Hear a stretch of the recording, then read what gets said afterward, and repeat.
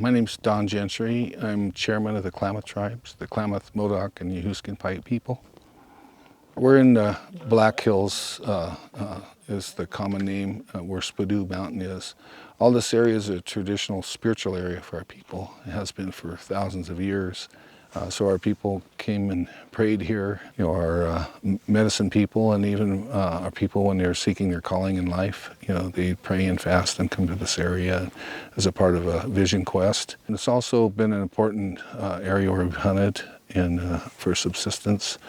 You know, many of us, even though it's a modern day and age, we still hunt and share the bounty of our hunting. I was raised in a way taught by my father to hunt, often for our general council meetings, the meetings of our people, and where we serve traditional foods. It has a special place in my heart, just being here. This is only a small portion of what burned, unfortunately, 430,000 acres or so. It started in Fuego Mountain and burnt east.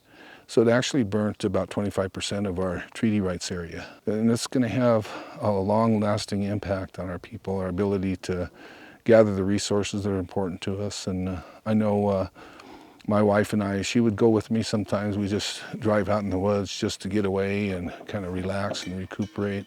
And sometimes we'd visit the high places and pray and look over the landscape. And you know, it's kind of a bittersweet thing because this was our reservation lands at one time. Unfortunately, we lost those lands, but we're still tied to the lands. We still use those lands as if it was our own. We have legends and stories about these places that we'd pass down through the ages, you know, with our oral culture and traditions. In the winter months, we tell those stories to teach our young people what's important, how to live. There was a time when I've heard one of our elders say, when the animals could talk. A lot of our stories are from that time, which teaches you what you should do and not do as people. So these examples that the coyote stories you'd hear or other stories. This is an important place, you know. It is emotional visiting these areas and see how significantly they've changed. And I'm thankful that we were able to at least see a part that we had a hand in treating, you know, with our forest treatments that didn't burn up completely.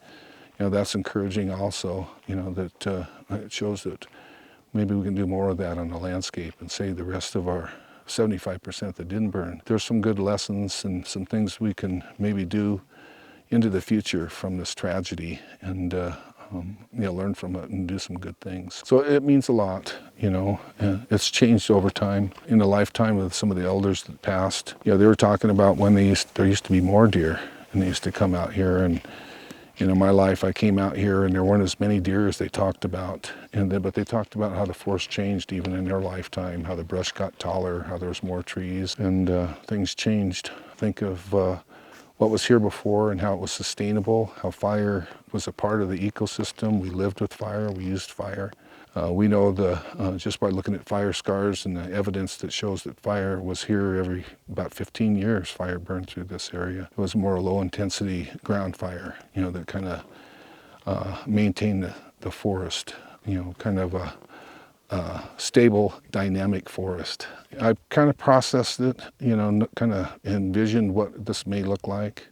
I am encouraged that some parts survived, you know, the areas that we had treatments survived, so that's encouraging. But standing up on top of Spadoo, I can see how much of the area that burned, and I could point out the landmarks out there. You know, I've been through that whole area. I used to go on an annual basis in my job for the tribes.